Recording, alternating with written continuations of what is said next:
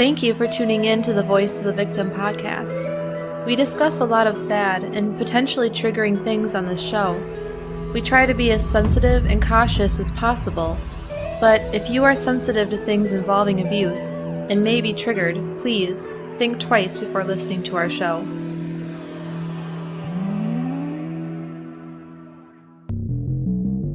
There are over 700,000 sexual offenders in the United States alone. With all social media these days, how can we protect ourselves and our children from these despicable predators? Welcome to the Voice of the Victim podcast, where we share stories of people who experienced horrible things and try to imagine what they went through, as well as look for opportunities that could have made a difference and encourage people to help others that are being abused. It was May 17th, 2001 in Phoenix, Arizona. Michael Turney, a single father, called 911 and reported his stepdaughter, 17-year-old Alyssa Turney, missing. He told police that she had disappeared between the time he dropped her off at home and picked up his biological daughter Sarah from a friend's house. He continued to tell police where he suspected she'd gone. Alyssa had talked frequently about going to live with her aunt in California, and Michael felt sure she had finally done it. The department, already having many missing people reported, assumed that she was a runaway and would turn up soon. But Alyssa's disappearance would end up becoming much more complicated. Welcome to the Voice of the Victim podcast. I'm Ryan. And I am Rosie. And this week's case is a bit of a mystery. Unfortunately, there's a ton of information on the case, but no solid answers. It's actually going to end up being a 3-parter. So, we better dive into it. And our hope here is to raise awareness of this case and help the family spread their message. So, Rosie, you have anything else to say before we jump into it? I don't think so. All right, let's get going. Well, Alyssa's story starts with her parents, Barbara Farmer and Stephen Strom. Stephen worked selling real estate, and Barbara was a loan officer, so they met each other through work. Not long after, Stephen asked her out. At the time, Barbara had a 2-year-old son named John, and the three of them got along really well. Eventually, Barbara and Stephen got married. On April 3rd, 1984, Alyssa Marie was born. Around the same time, the family moved into a house together in Arizona. But the couple's relationship started to go downhill. Barbara was becoming withdrawn from Stephen, and in the middle of a confrontation, Barbara said she didn't want to be married to Stephen anymore, and admitted that she was seeing another man, and wanted to take the kids and move in with him. Ouch. Yeah, that had to be tough. When Alyssa was 3 years old, her mom moved in with Michael Turney. He was an electrician at the time, and had formerly worked as a sheriff's deputy. Michael was 10 years older than Barbara, and they soon got married, and he legally adopted John and Alyssa, making her Alyssa Marie Turney. He had 3 older sons at the time when they got married. Yeah, so Barbara was in her late 20s, and her new stepsons were in their early 20s. That's so weird. So they were closer in age to her than Michael was. And the boys' friends would make fun of him and like say to those kids like, dude, your mom's hot, and make them uncomfortable. It was an interesting family dynamic. I totally get why they would do that, though. I think I would be the same way. I just feel so bad for Stephen. And what the heck? Yeah, well, I'm sure there's always 2 sides to a failed relationship, you know? A year later, Michael and Barbara had a baby girl together, and they named her Sarah. So now the couple had 6 kids in total, 4 boys and 2 girls, which is quite a handful, I would imagine. Maybe to Barbara, though, it felt like she had a couple of new siblings. Barbara worked as a loan officer for a bit and also worked at the toy company Mattel. That's really fun. Mm-hmm. Sometimes she'd bring home defective toys for her younger son, John. So he had a collection of weird and sometimes headless toys. It kind of sounds like Sid from Toy Story. And I just gotta say, I think people are too hard on Sid. He's just a normal, creative kid who likes to figure out how things work. He's not. He's like No, he's not. Do you remember when he burned a hole in Woody's head? It's a toy. Yeah, but How else are you supposed to learn how fire works? I never treated my toys that way. But I have to say that it would be really fun to be John and get these, like, weird defective toys. Yeah. Well, anyway, the family settled down in Phoenix, Arizona. Once the family was all settled, Barbara started working from home to care for the kids. She ran a nanny business out of the house, and she and Michael would also breed huskies for a little extra income. That sounds like a pretty industrious person. I wonder what her company name was for her nanny service. Just curious. Huh. That's a good question. In 1993, soon after Sarah was born, Barbara got some terrible news. She was diagnosed with cancer, and less than a year later, she died. She was only 34 years old. Sarah was only 4, and Alyssa was just 8 years old. This had to be so hard for this family. I mean, Rosie, you know what that year was probably like, don't you? Yeah, definitely, when Grandpa got diagnosed. Yeah, it's such a difficult time, a difficult year watching your loved one die from such an unfair and horrible disease. Alyssa continued living with her stepfather, Michael. Now, over time, the older boys started gradually moving out of the home, and eventually, Alyssa and Sarah were the only two left in the house. Sarah and Alyssa had a typical sibling rivalry. They would fight often and try to get each other in trouble with their dad. Typical. Yeah, it actually sounds a lot like my relationship with my youngest sister, who is actually 8 years older than me. Oh, really? Actually, I Yeah. feel like me and my brother are a pretty solid team. Yeah, well, you were so much older than him, you know? But when you just lived said at home, 8 years older than you. when you lived at home, you were like, you know, Oh, when I lived at home, it was a different he's story. mom's little angel or whatever. Golden boy. Yeah, golden boy. True. Well, this wasn't a hostile rivalry. Sarah described it as hot and cold. In one minute, they'd be shoving and pulling each other's hair, and the next minute, they'd be braiding each other's hair. So they still really loved each other, even though they fought a lot. And it's cute because Sarah said she just thought Alyssa was really cool and always wanted to know what she was up to. And if she found out something that could get Alyssa in trouble, she'd blackmail Alyssa pretty much and say something like, I won't tell if you give me one of your toys, or, you know, something innocent like that. Yeah, totally get it.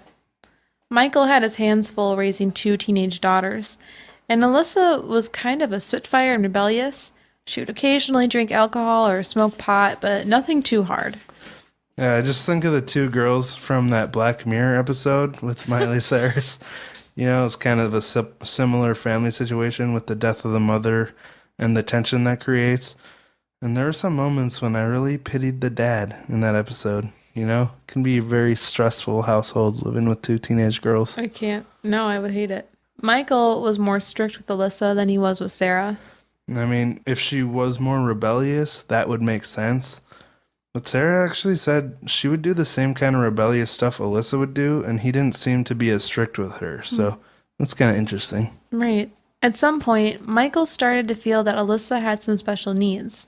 Now, Barbara's sister said Mike thought she had special needs, but that Alyssa was just a lot like her mama. Very outspoken and very southern. And Mike just wasn't used to that and thought she needed to be diagnosed with ADHD.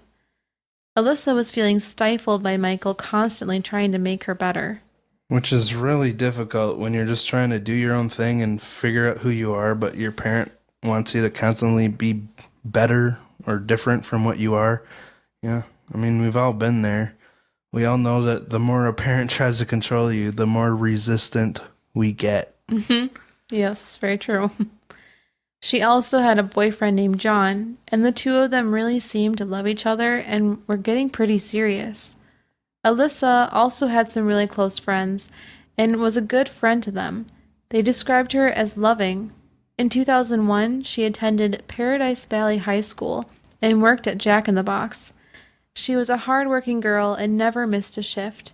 And despite Michael's concerns that Alyssa had special needs, her manager at Jack in the Box thought that she was a very quick thinker who did not get distracted easily, competent, and never seemed confused, even at the most hectic days at the restaurant.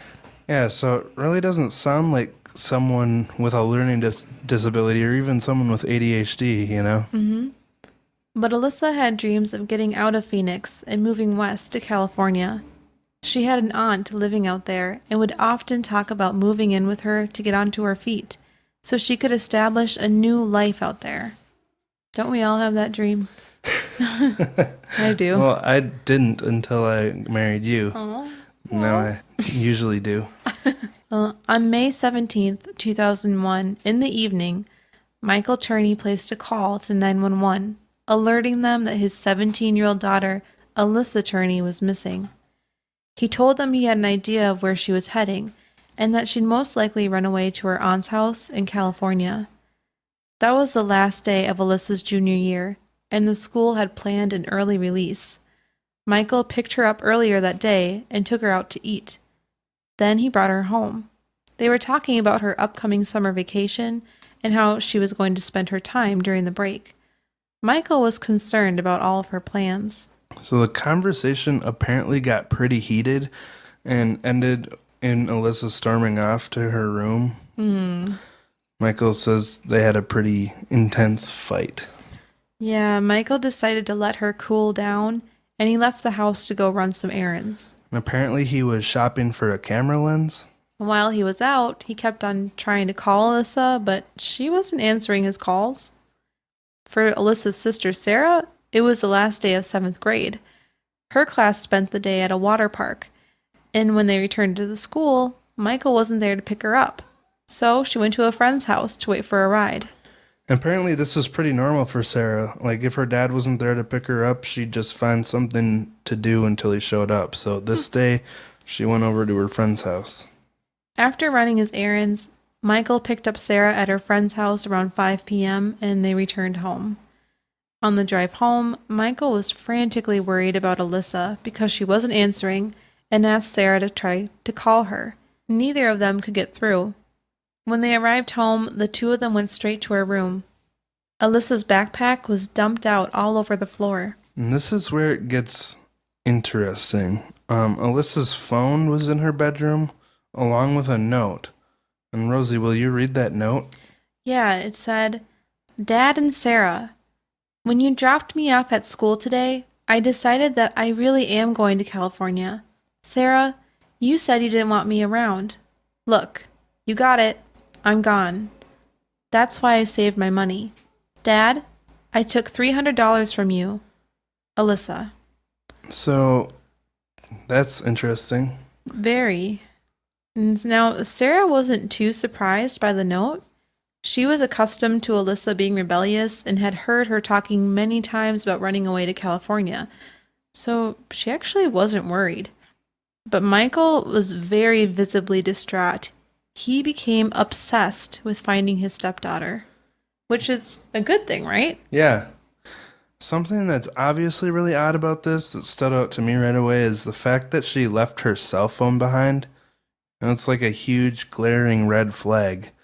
But maybe she just figured that it was on her dad's plan and she'd be pissing him off by running away. So knowing that he would most likely cancel her phone plan anyway, why bother taking it?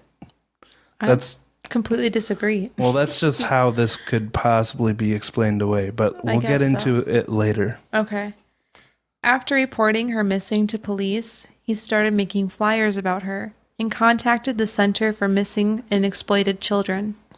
But with the info that she'd most likely run away to her aunt's house and the thousands of missing persons reports they get every year, the police weren't too interested in the girl's disappearance. And Michael seemed to be on his own at the time for trying to find Alyssa. Michael was very concerned about his stepdaughter. He kept the flyers in the dashboard of his car. He would hand them out at the mall and hang them on light poles, and he would talk to anybody he came in contact with, urging them to keep an eye out for Alyssa. A week after she went missing, on May 24th, Michael received a phone call from California at 5 a.m. The call woke him up. So he says that Alyssa called him. So she's alive? Okay. And her voice sounded really muffled, but she criticized him for how he treated her and cussed him out. And then she told him to leave her alone and hung up on him. So This, I mean, must have been like a punch in the gut, but that didn't stop him from trying to find her. To him, it just gave him more hope. Michael was so distraught. He forgot to dial *69 to see where the call came from, and instead he jumped out of bed and drove around Phoenix, checking nearby payphones, hoping that Alyssa was at one of them. It's interesting though, Alyssa had a boyfriend and other really close friends, and she never tried calling them. Like, she called her dad, but not her close friends that she wasn't trying to run away from.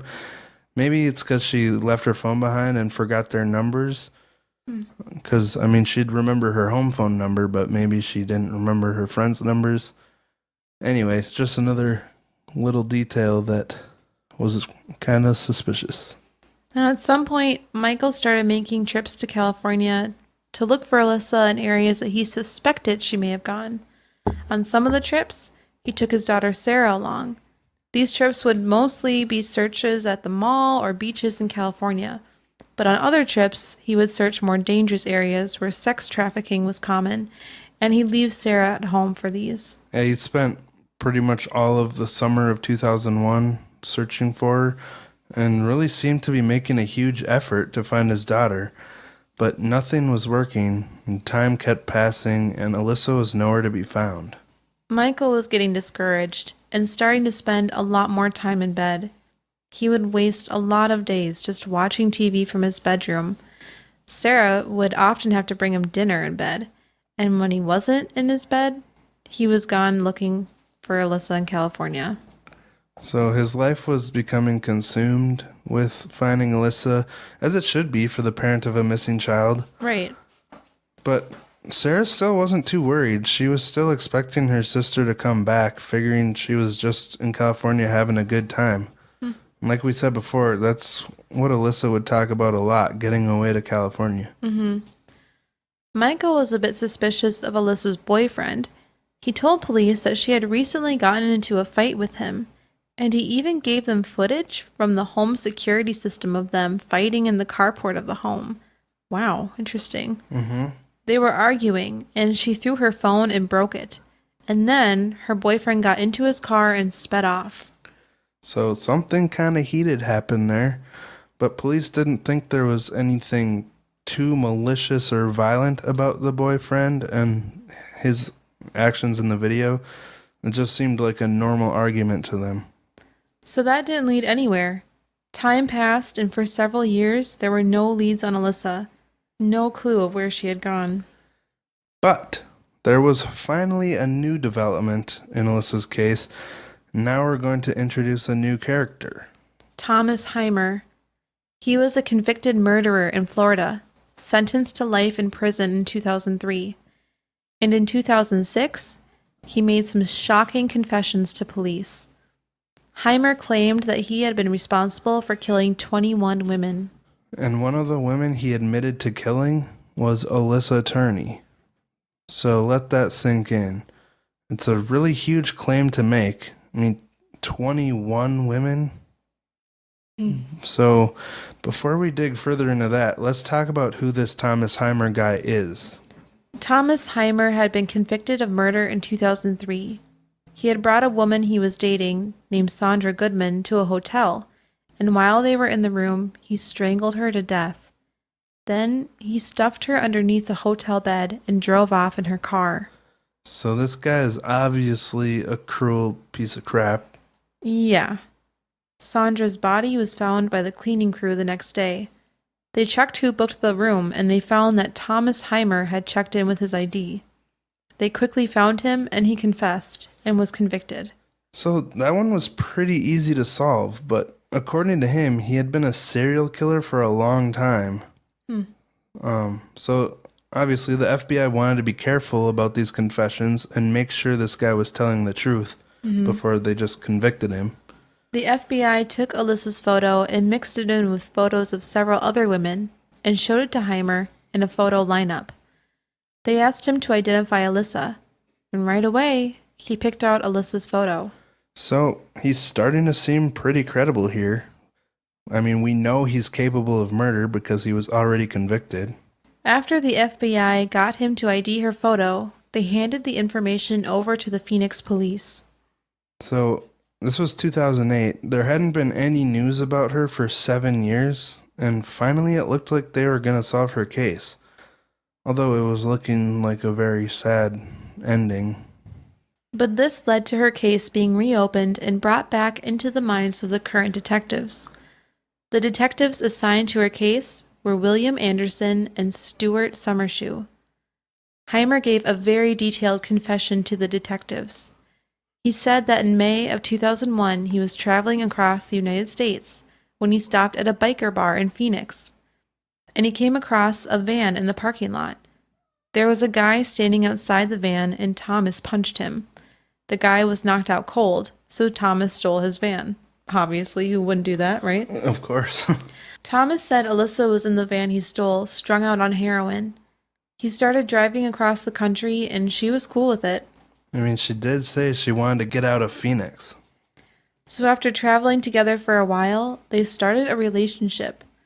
He said that he was into really unusual BDSM sex, and Alyssa was on board for it. He said one night, after they had traveled to Georgia, they were in the middle of this rough sex when he ended up killing her. Wow, that's quite the story. He doesn't say whether it was an accident or not, but I'm guessing it wasn't, given that he's claiming to be a serial killer. Yeah. After she was dead, he said that he dismembered her body and disposed of her at a recycling plant in Georgia. Wouldn't that have been reported? Like, don't recycling plants scour through everything they receive to see what they can reuse? Yeah. That's disgusting. This is a really... How could he make this stuff up? This seems like this is it, you know? True, yeah. But they were unable to find any evidence supporting his confession. And to be fair, this was 7 years after he had been arrested, so what evidence would there even be left over, you know? Now, detectives, they just weren't buying this story. Her boyfriend said that their sex was very normal. There was no strange BDSM stuff. And it's impossible to hide a heroin addiction from people around you. But no one that knew Alyssa noticed anything strange about her that would support her having a heroin addiction. To be fair, these are habits that could have been introduced to her when she ran away, and she could have just gone along with it. But as time passed, Heimer's story fell apart, and he was given a polygraph test, and he failed. Now, we don't believe that's real evidence that he didn't do it, but this genius also admitted to killing J.C. Dugard. So his cover was blown when she was found in 2009. And let's be real, Thomas. The murder you actually committed was so stupidly done. You checked in with your real name. You left the body in the room. You stole her car. It was just an idiotic procedure that he had. As if he could get away with 21 murders using his skill set of absolutely nothing. Yeah? So where did he get the idea for this in the first place? And how did he positively ID her so easily? Alyssa's story had been run regularly in the U.S. Today Journal as part of an outreach for the Center of Missing and Exploited Children. Heimer saw her story and clipped her photo out of the journal. And I think it's pretty obvious why he did this. He told the investigators that he was going to make them famous when he first called them up and said he was going to confess to all this stuff. So being famous was obviously on his mind, and he was already in prison for life, so why not try to go out with a bang and get some fame out of it? But that leaves investigators at another dead end for what really happened to Alissa Turney. Yeah, so now we know this was a false confession and seemed to just be a huge waste of time, right? But before this confession, Alyssa's case had pretty much been silent. And when this confession happened is when investigators actually really began taking her disappearance seriously. Because up until this point, it was pretty much written off as a simple runaway. But it had been 6 years since Alyssa had been seen by anyone, and detectives realized there was a lot more to look into here. While investigators were digging into who Alyssa was, trying to find the truth about Heimer's confession, They uncovered some disturbing details about her home life that led the investigation in a different direction. Yeah, they had questioned a bunch of people that knew Alyssa when they reopened the investigation, trying to build a profile of who she really was. And they realized that these people had never been questioned before, even though they should have. And like we said, the investigation of Alyssa seemed to be non existent because they were led to believe she'd run away willingly to live with her aunt in California. And even though Michael had appeared to do all he could to search for her the summer she went missing, he wasn't pressuring the police to find her at all. But after talking to many people that knew Alyssa, police started to suspect her father, Michael, may have had something to do with the disappearance of his daughter. Now, why would we say that? This guy was vigilant in trying to find his daughter. He distributed flyers, searched for her, and talked to anyone he could find about her. But he had some strange habits that led to the suspicion. So first, let's talk about the surveillance. Michael Turney was obsessed with recording everything that went on inside his house. He had many cameras set up around the premises of their home, including the carport, the front door, and even in the living room. He also had a recording device capturing every call on the home phone. But the living room camera wasn't obvious to people. This is a really weird part. It was hidden in a vent, concealed to anyone who may be on it, under the assumption that they're alone if no one else is there, you know? If you're in someone's living room and no one else is around, and you don't see a camera, you're not expecting to be on camera. But you think, this is great. If a girl went missing in a house full of surveillance, maybe that could help police figure out which way she headed or what happened. Police learned about the surveillance after Alyssa's case came back to their attention and asked Michael for the recordings, but he told them that he had already gone through the recordings that day and there was nothing relevant to Alyssa's disappearance. But the police still wanted the tapes. Obviously, any bit of footage of Alyssa the day Michael dropped her off before she disappeared would be relevant to the investigation. After being pressured by police once again to turn over the tapes, he told them that there weren't any tapes from that day. Wait, so this guy had been recording everything that happened in his home for decades? And now, when the biggest event of his life happens and his daughter goes missing, he doesn't even have the tapes from that day? But this trend continues as we get to know Michael Turney better. Sadly, after all these years, a lot of the physical evidence that could have been collected no longer existed. So they had to start this investigation from scratch. They obtained a warrant to search Michael Turney's home, but he no longer lived in the house where Alyssa had lived when she disappeared. Yeah, he moved across the street apparently. Oh, that's odd. On December 11th, 2008, they went to search both the old house and the new house, desperate to find any evidence connecting him to Alyssa's disappearance. But remember, he had 7 years to get rid of any shred of evidence. The day of the search, they didn't just storm him. They parked down the street and waited for him to come outside. Eventually, he popped out to run to the mailbox. So this is where it gets really interesting. What he was wearing was what some would say strange for someone that's just going to get their mail. I mean, I'm a mailman, and if I saw this as I was approaching a mailbox, I would be really uncomfortable and I'd get out of there ASAP.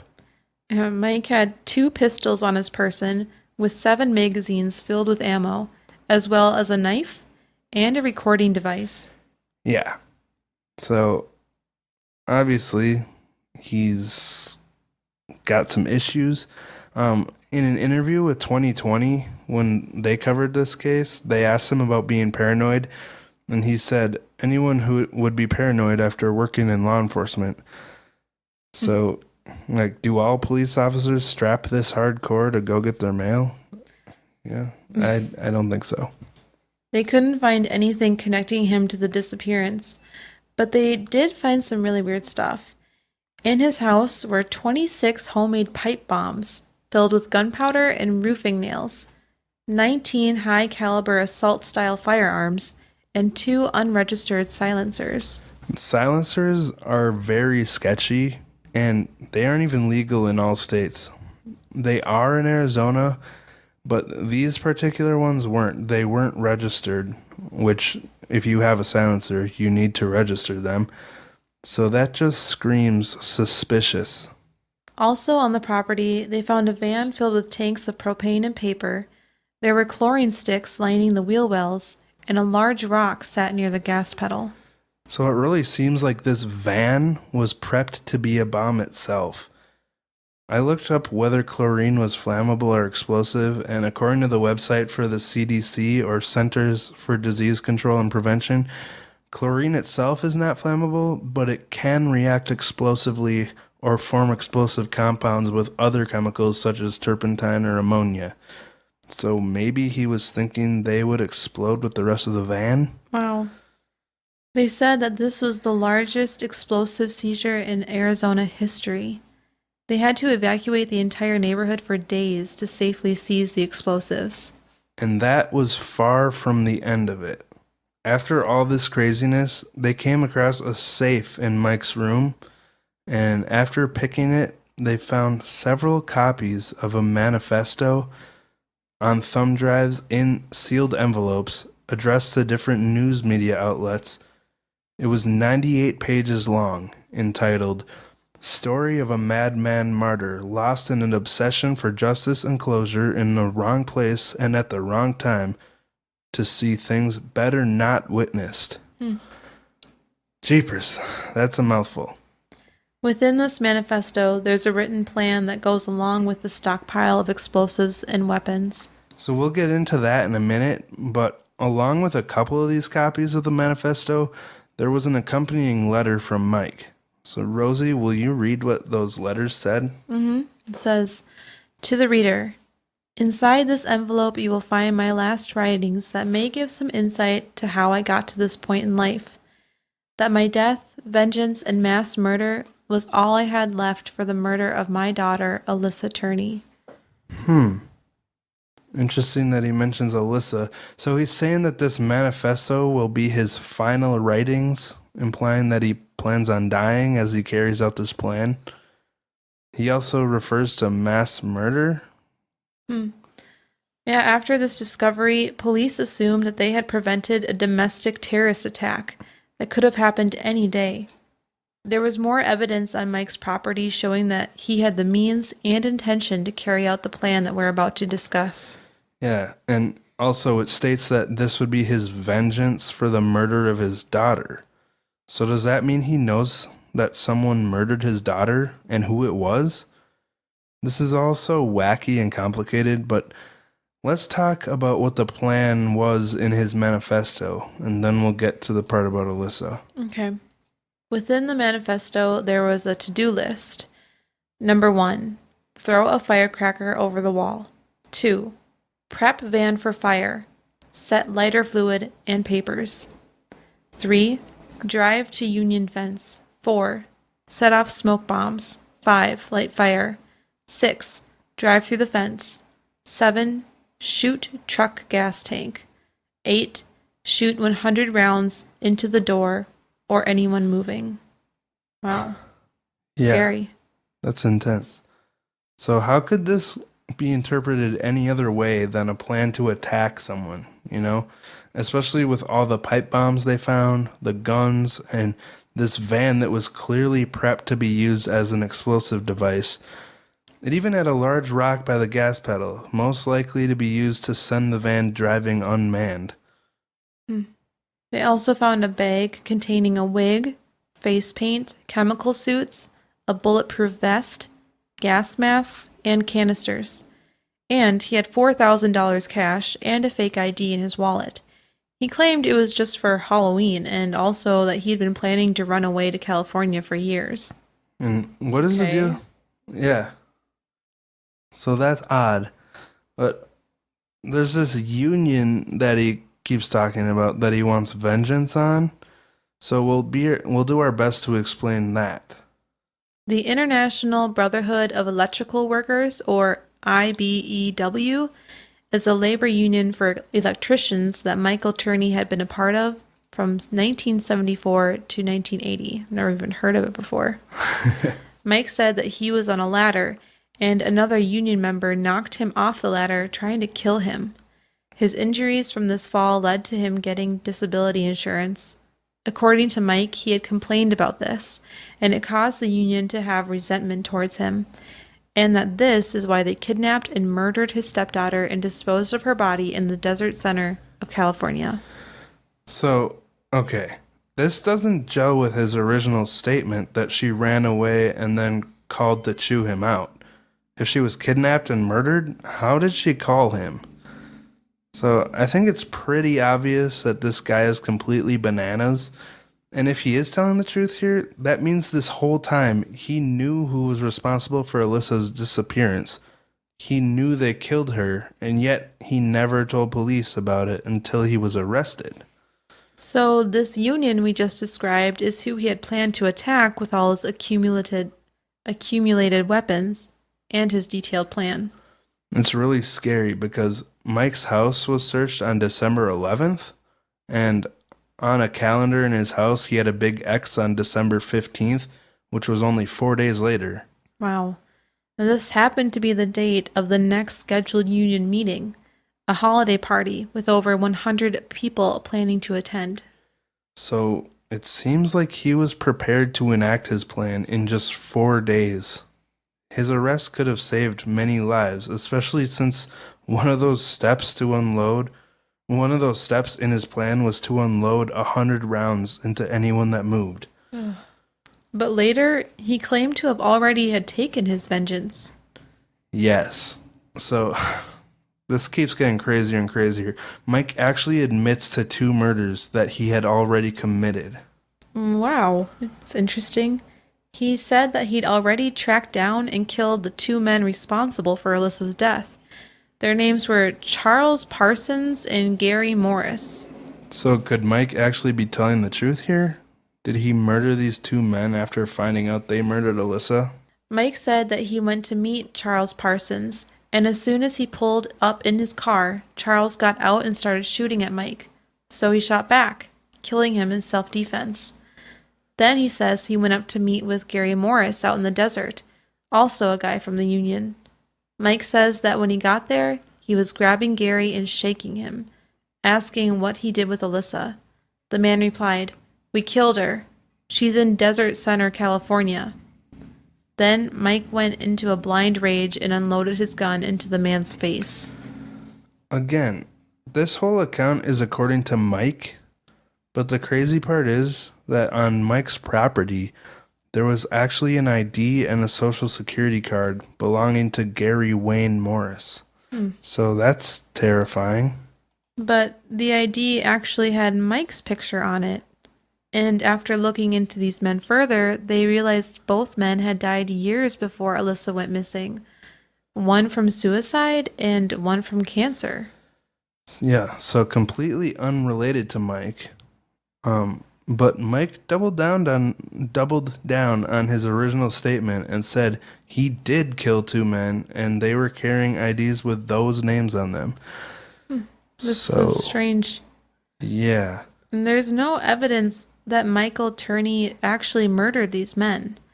Another thing to note is that when these men died, Michael Turney possessed a private investigator license, so he may have had access to things that he needed to find their identities and produce fake IDs.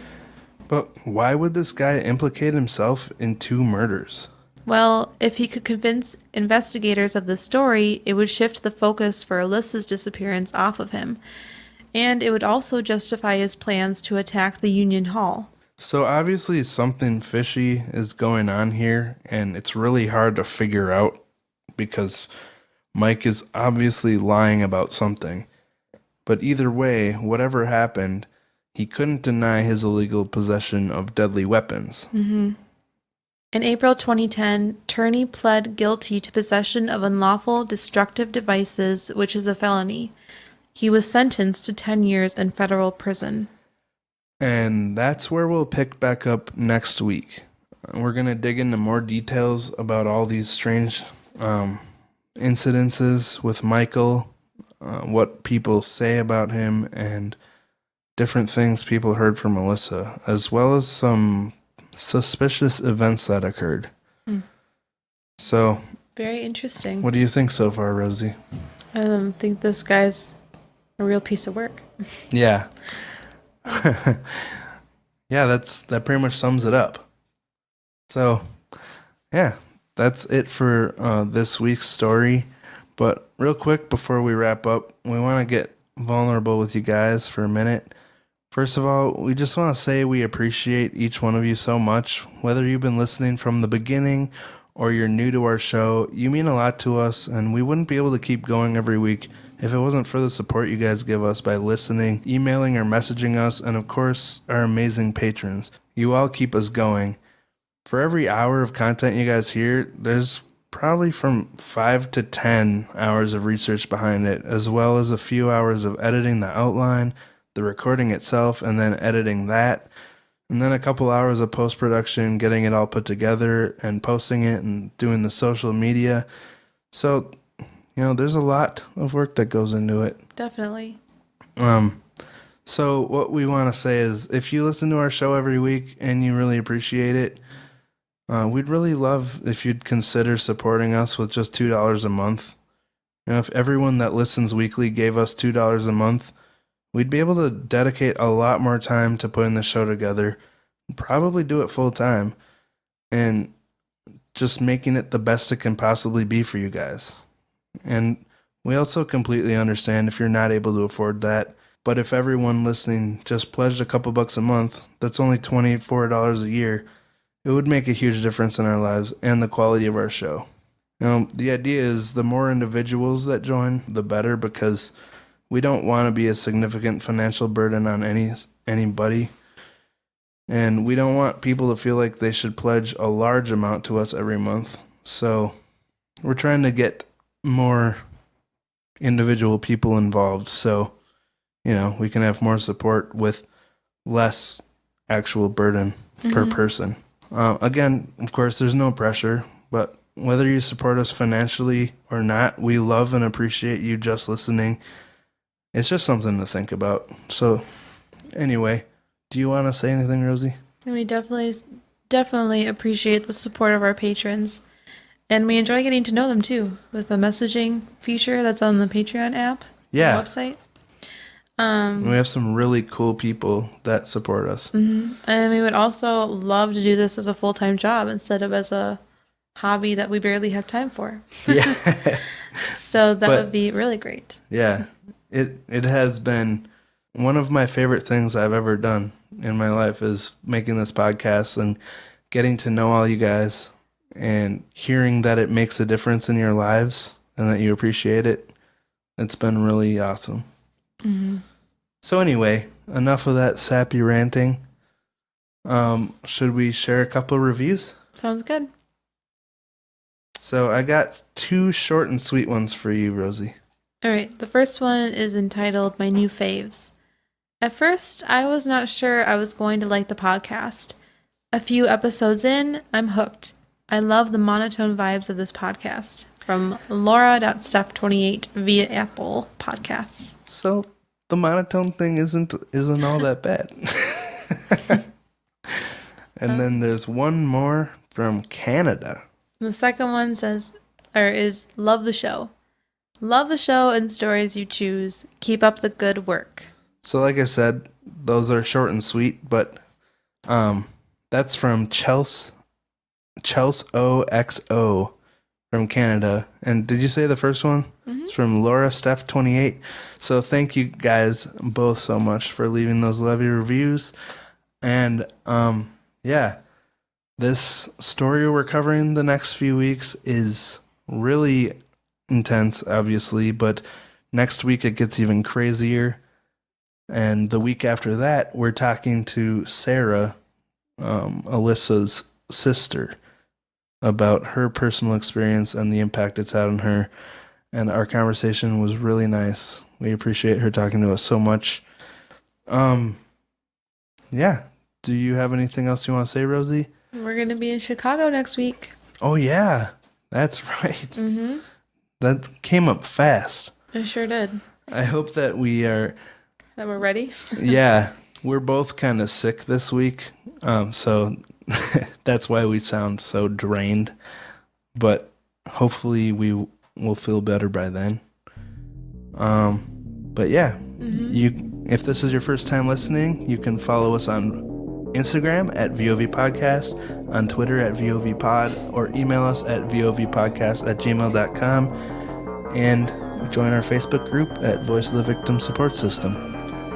So, I think that's about it. I think I covered everything. All right. Well, thank you for listening, and we'll talk to you next week. Bye.